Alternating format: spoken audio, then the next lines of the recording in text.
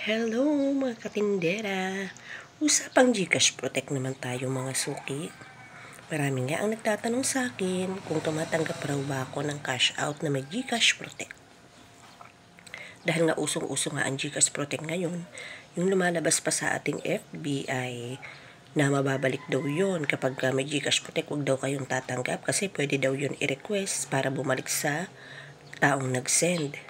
Kahit na may mga lumalabas naman sa Facebook na galing sa GCash mismo na hindi basta-basta mababawi yun ng taong nag-send dahil hihingan pa kayo ng mga files o katunayan na na-scam talaga kayo. Kasi nga ang GCash Protect ay para sa mga nai-scam.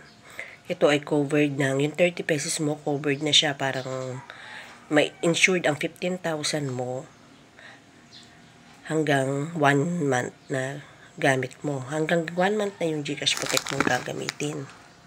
Yun ang covered ng 30 pesos mo. Well, ang sagot ko nga ay tumatanggap ako ng ganyan. Kasi nga yan, minsan hindi naman sinasadya yan eh. Naka-automatic na kasi yan na naka-on. Ngayon, kung magsisend ka, i-off mo lang. Pagka 1,000 pataas, automatic naka-on na yan.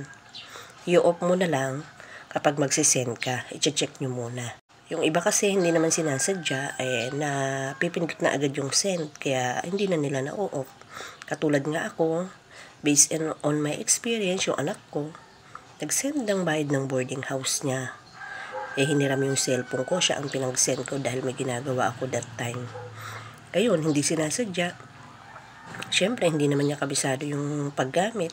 Alam niyang mag-send, pero hindi niya alam yung GCash Protect na automatic na naka-on. Kaya, nakapag-send siya. Nanghihinayang nga ako sa 30 pesos. Sabi ko, bakit pinindot mo?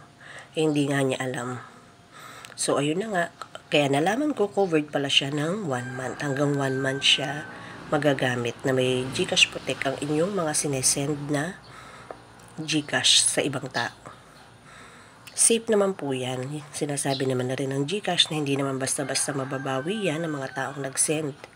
Dahil syempre, hingan pa yan ng katunayan kung talagang na-scam ba o ano. Yun lang naman para sa akin. Thank you for watching.